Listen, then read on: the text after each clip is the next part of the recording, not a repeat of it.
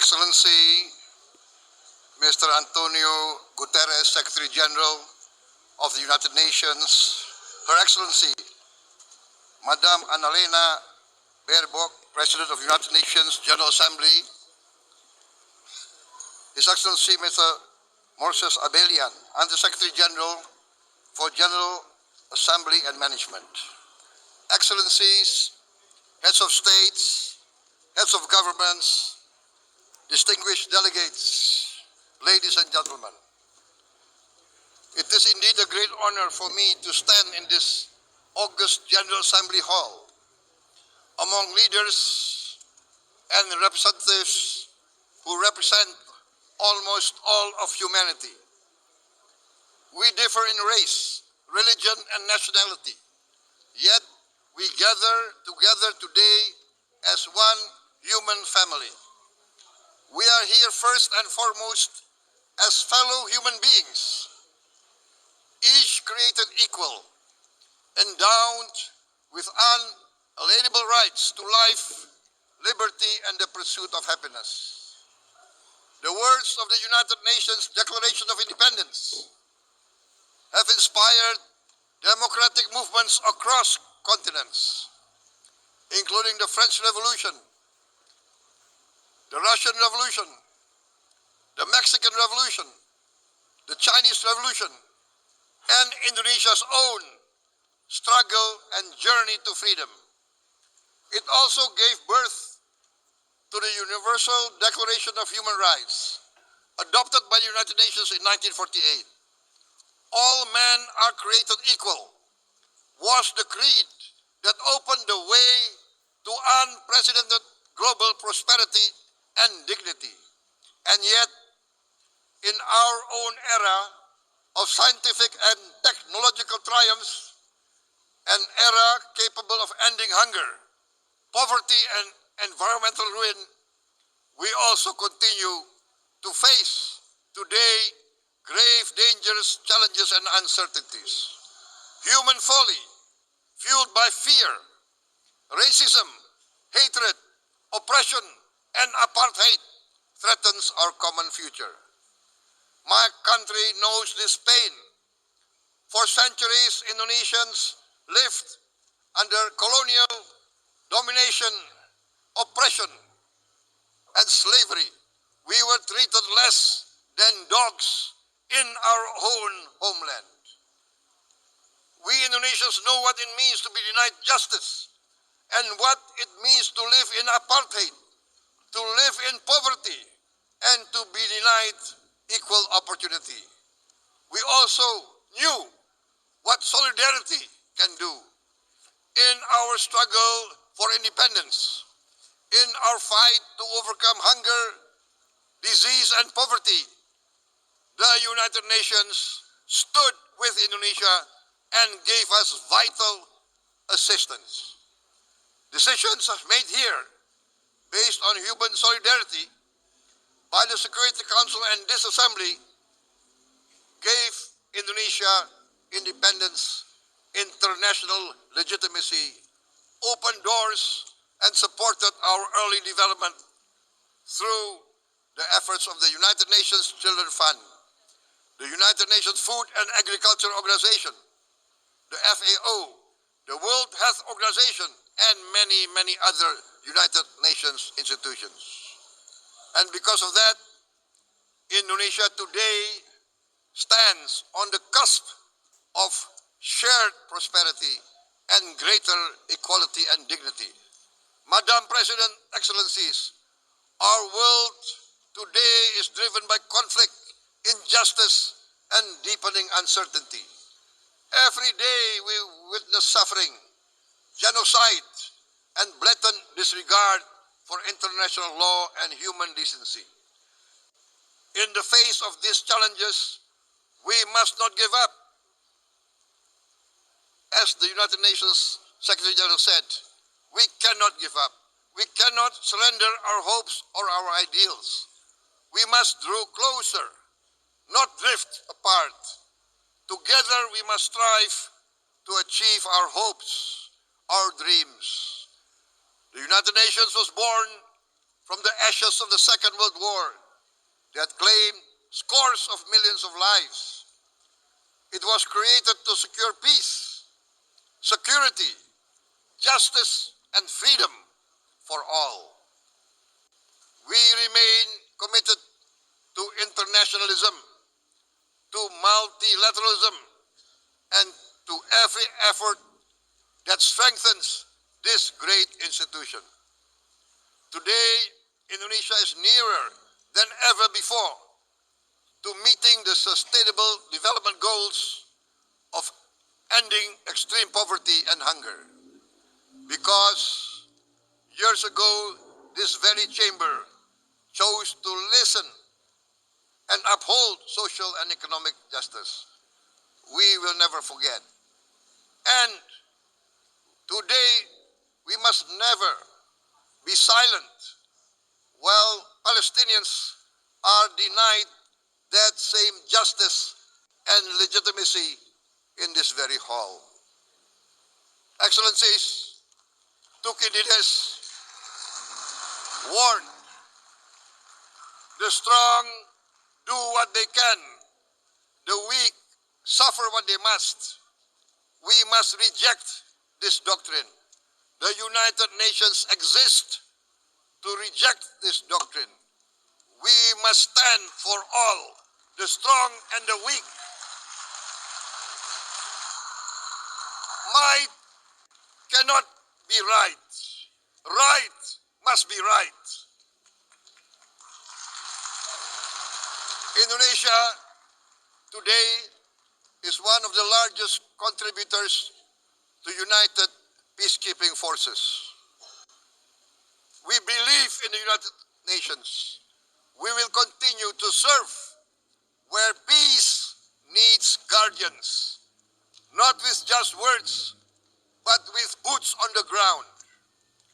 If and when the United Nations Security Council and this great assembly decide Indonesia is prepared to deploy 20,000 or even more of our sons and daughters to help secure peace in Gaza or elsewhere,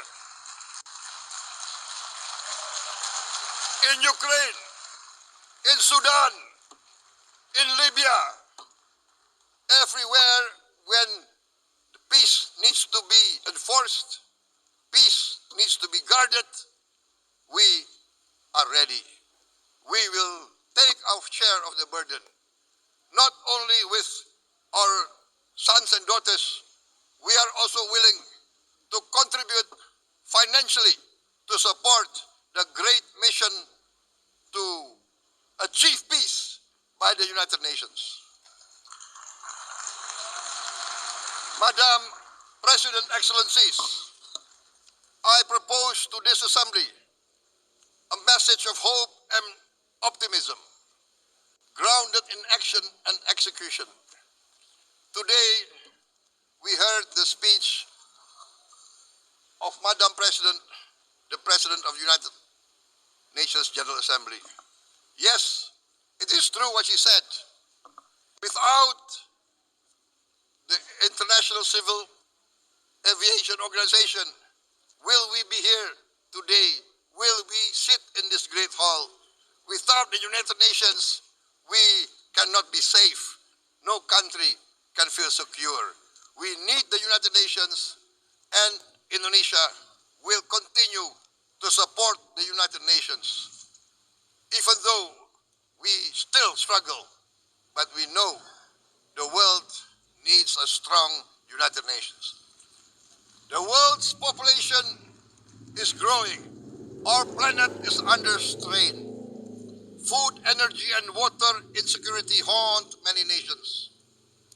We choose to answer these challenges directly at home and to help abroad wherever we can. This year, Indonesia recorded the highest rice production and grain reserves in our history. We are now self-sufficient in rice, and we are starting now to export rice to other nations in need, including providing rice for Palestine. We are building resilient food supply chains, strengthening farmer productivity, investing in climate-smart agriculture to ensure food security for our children and for the children of the world. We are confident in a few years' time, Indonesia will be the granary of the world.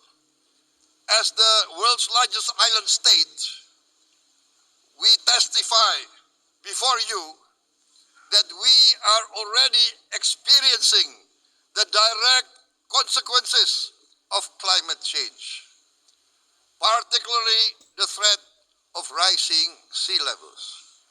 The sea level on the north coast of our capital city is increasing by 5 centimeters every year.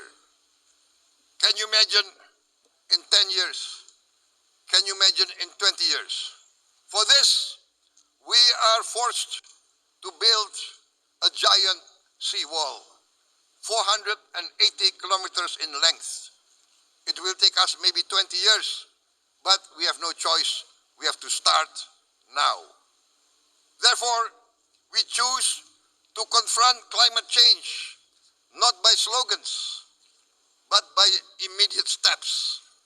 We are committed to meeting our 2015 Paris Agreement obligations. We aim to achieve net zero emission by 2060, and we are very confident we can achieve net zero emission much earlier. We aim to reforest more than 12 million hectares of degraded forest, to reduce forest degradation, to empower local communities with quality green jobs for the future. Indonesia is shifting decisively from fossil fuel-based development towards renewable-based development.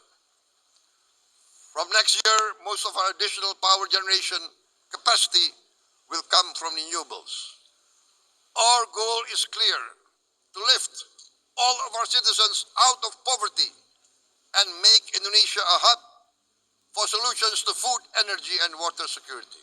Madam President, Excellencies, we live in a time when hatred and violence can seem to be the loudest voices. But beneath this loud noise lies a quieter truth, that every person longs to be safe, to be respected, to be loved, and to leave a better world to their children. Our children are watching. They are learning leadership, not from textbook, but from our choices. Today, still, a catastrophic situation in Gaza is unfolding before our eyes.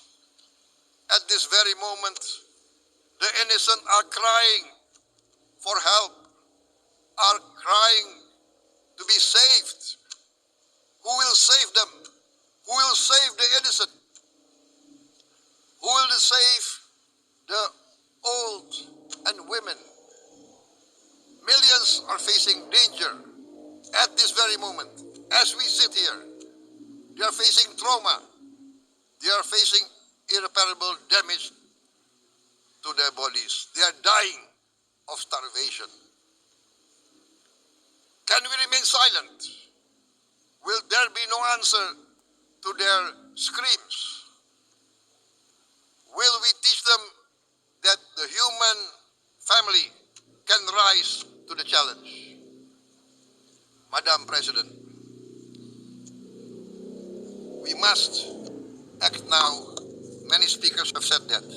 We must stand for a multilateral order where peace, prosperity, and progress are not the privilege of a few, but the right of all. With a strong United Nations, we can build a world where the weak do not suffer what they must, but live the justice that they deserve. Let us continue humanity's great journey of ideals, the selfless aspirations that created the United Nations. Let us use science to uplift, not use science to destroy. Let rising nations help others to lift themselves. I am convinced that the leaders of the great world civilizations of the West, of the East, of the North, of the South, leaders of America, Europe, of India, China, the Islamic world, the whole world, I am convinced they will rise to their role demanded by history. We are all hopeful that the leaders of the world will show great statesmanship, great wisdom, restraint, humility, overcome hate, overcome suspicion. Madam President, distinguished delegates, we are greatly heartened by the events of the last few days, where significant leading countries of the world have chosen to side with history, to choose the right side of history, the path of the moral high ground, the path of rectitude, the path of justice, the path of humanity, to shun hatred, to overcome suspicion, and to avoid the use of violence. The use of violence will beget violence. No one country can bully the whole community of the human family.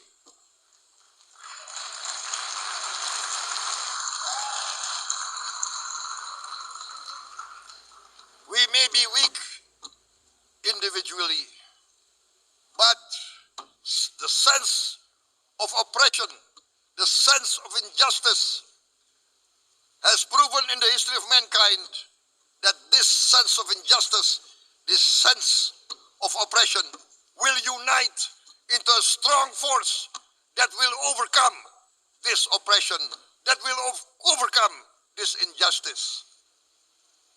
To close, I would like to reiterate again Indonesia's complete support for the two-state solution in Palestine. We must have an independent Palestine, but we must also recognize, we must also respect, and we must also guarantee the safety and security of Israel. Only then we can have real peace, and no longer hate and no longer suspicion. The only solution is this two-state solution. Two descendants of Abraham must live in reconciliation, peace, and harmony. Arabs, Jews, Muslims, Christians, Hindus, Buddhists, all religions, we must live as one human family. Indonesia is committed to being part of making this vision a reality. Is this a dream?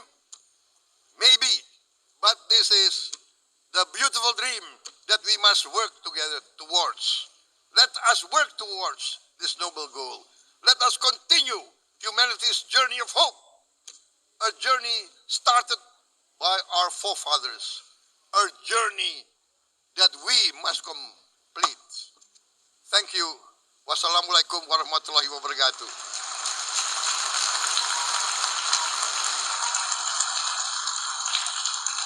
Shalom. Om Santi, Santi, Santi Om. Namo Buddhaya. Thank you very much. May God bless us all. May peace be upon us. Thank you very much. Thank you. On behalf of the Assembly, I wish to thank the President